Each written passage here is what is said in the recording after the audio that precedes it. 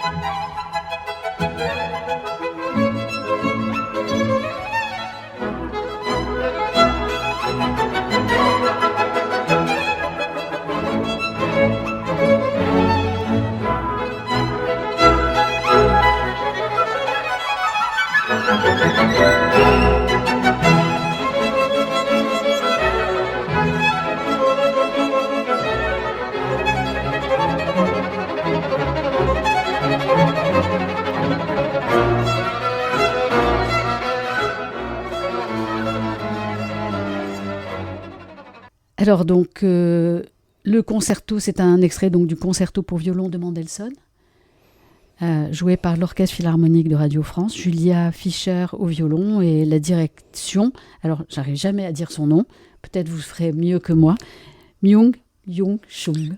Non mais c'est pas mal. En fait, vous savez, pour que nous on se trompe pas, on dit juste Chung. Et ben voilà. Voilà, on triche. Me le dire avant. Alors vous savez, cet homme, il a quelque chose de très particulier. Il a une maison en Provence et il taille ses baguettes de chef d'orchestre dans ses oliviers. C'est merveilleux. Et donc les baguettes de chef d'orchestre, normalement c'est blanc, je veux dire.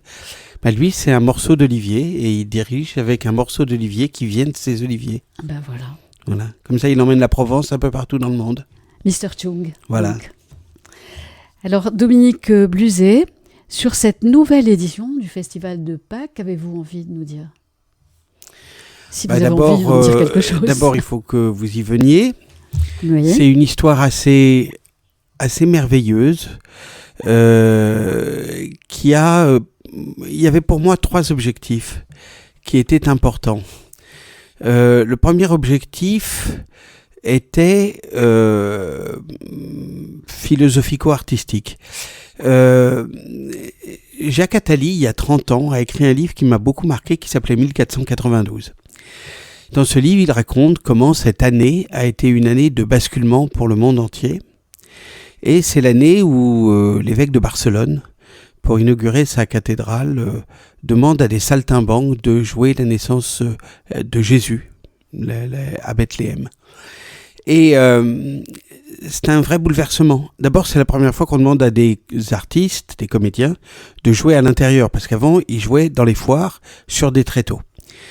Deuxièmement, on leur demande de jouer. Donc, il y a une interprétation. Pour moi, l'interprétation, c'est le début de la psychanalyse.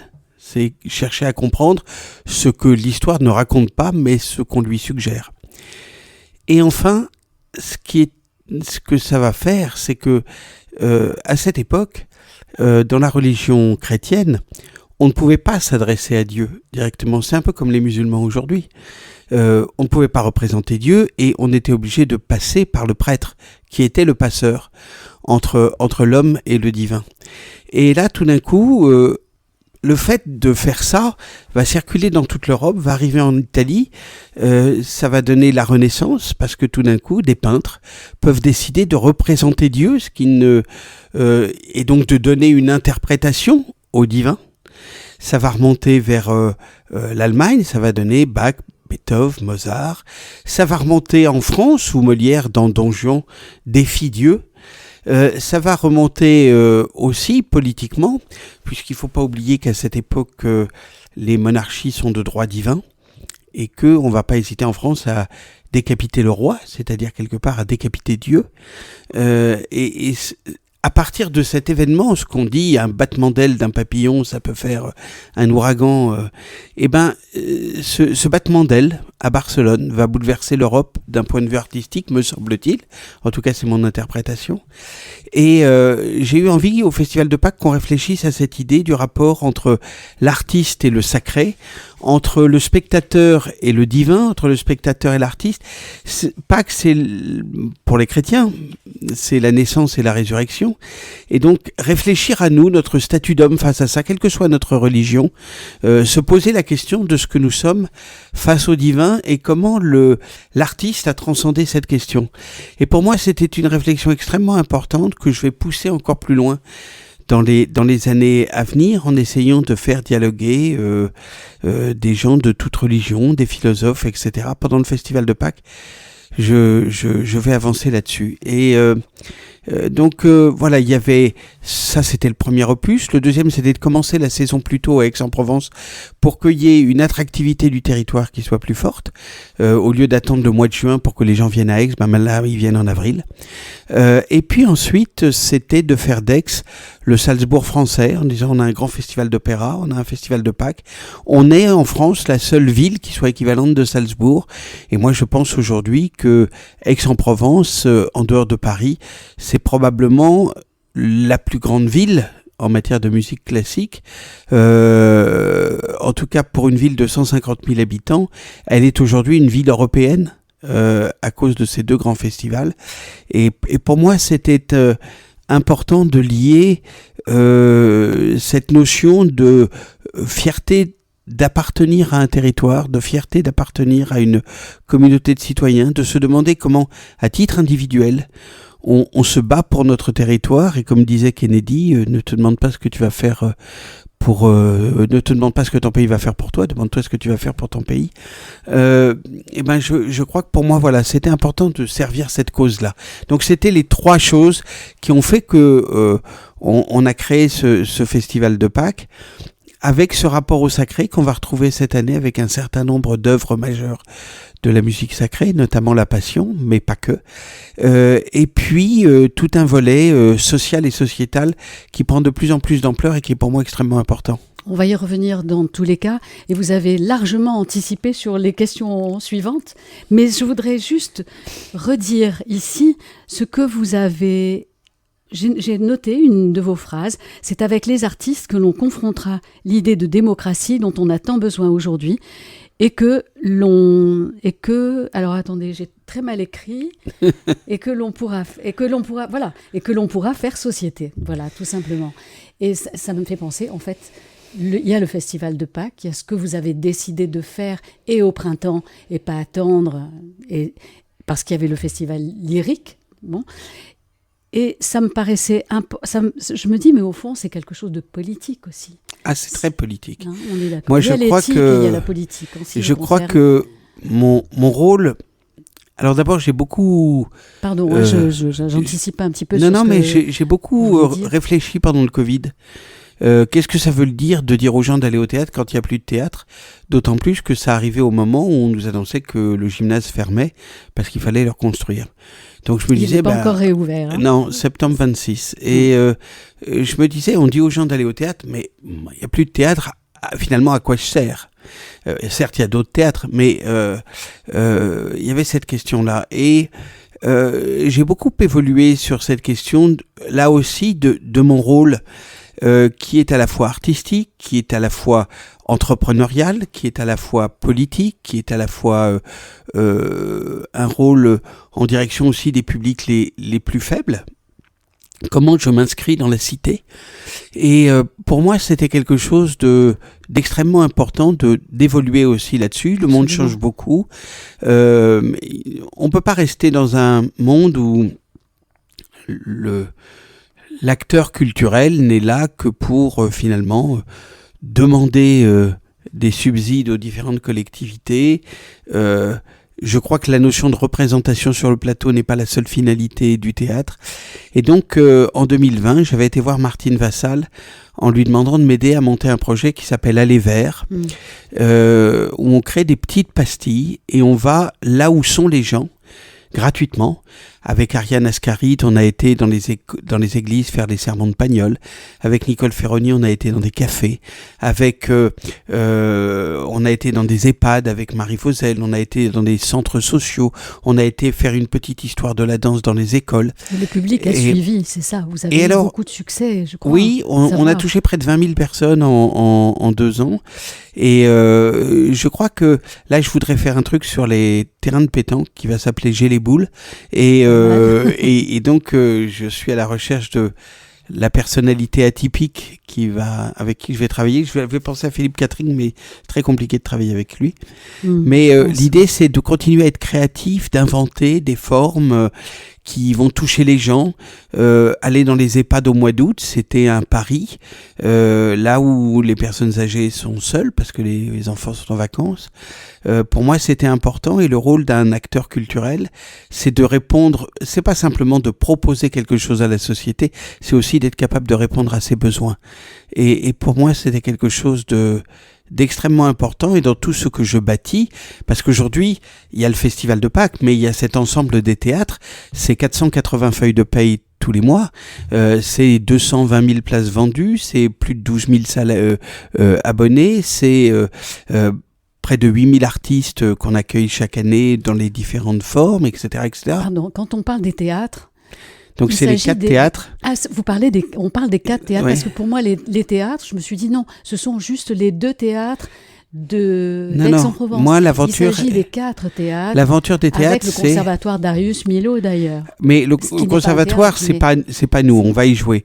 Mais nous, notre aventure, c'est... donc 4 théâtres, le Gymnase, les Bernardines, le Jeu de Paume et le Grand Théâtre, c'est unique en France, peut-être même en Europe. C'est aussi 2 festivals, le Festival de Pâques et un festival qui s'appelle Nouveaux Horizons sur la création contemporaine en matière de musique, mais c'est aussi ce projet Aller Vers, et puis c'est... qui se poursuit maintenant. Qui se poursuit chaque année, oui, tous les ans, en gros, comme on joue beaucoup en extérieur, c'est plutôt entre mai et novembre. Parfois décembre quand on joue dans des lieux, voilà. Mais on joue jamais dans des théâtres. Et on joue sur tout le territoire du département. On va dans les villages, etc. C'est aussi avec la région. Renaud Muselier m'a aidé à mettre sur pied toute une série de concerts dans les villages au moment du Festival de Pâques.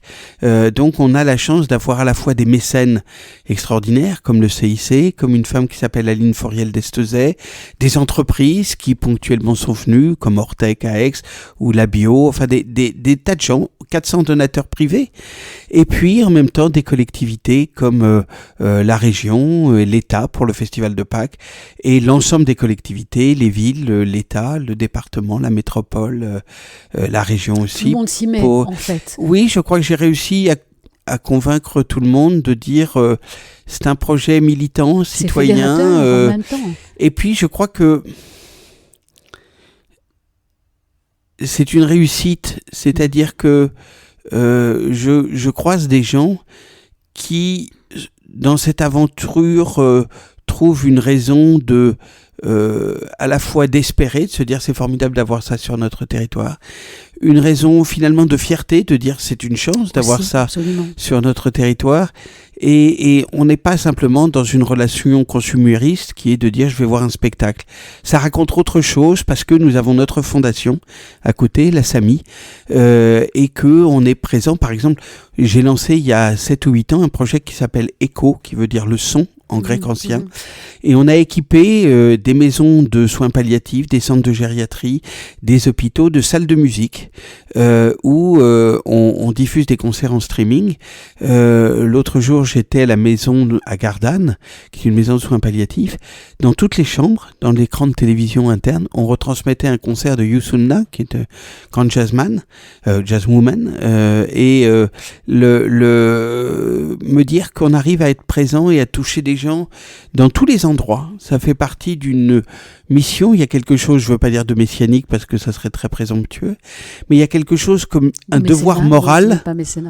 Il y a quelque chose comme un devoir moral que nous avons d'offrir l'art au plus grand nombre et pas simplement de se contenter de gérer le public dans des salles et de pas considérer qu'une programmation, un programme, c'est la seule finalité d'une aventure culturelle.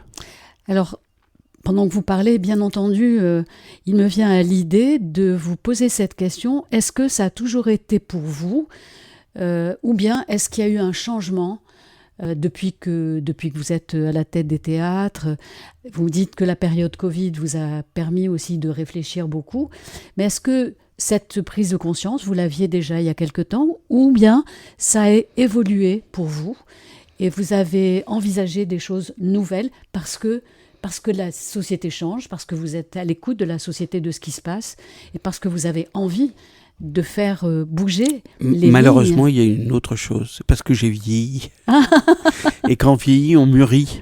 C'est plutôt une bonne chose quand même. Oui, je pense qu'on est meilleur. Pour tous ceux qui ont peur de vieillir, je pense qu'on est meilleur à 60 ans qu'on ne l'était à 40 et qu'on ne l'était à 20. Ça dépend pourquoi. Mais oui, là-dessus.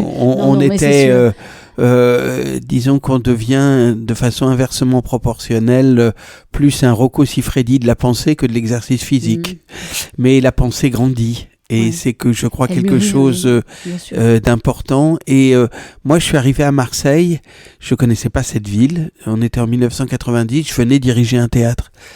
C'est Marseille qui m'a fait beaucoup changer. C'est la relation très particulière de cette ville à la citoyenneté. D'ailleurs, j'avais proposé à Robert Vigouroux de débaptiser la Porte d'Aix et de la rebaptiser Porte d'Aix EX en hommage aux ex-migrants qui sont devenus dans cette ville des citoyens français. Déjà à l'époque. Le rapport, c'était en 1993. Le rapport à la citoyenneté de cette ville m'a beaucoup fait changer, beaucoup fait évoluer. Je venais de Paris où le rapport à la citoyenneté n'existe pas parce que c'est la capitale. Mais à Marseille, oui, c'est très fort. Alors, je vais vous arrêter parce que le temps court et que c'est une émission de 20 minutes. Donc, on va quand même laisser un peu de place pour la musique pour terminer notre premier volet. Et puis, après cela, je vous dirai, on va se voir demain. D'accord. Et on poursuivra notre conversation. Merci beaucoup, Dominique Bluget. Merci à vous et à demain.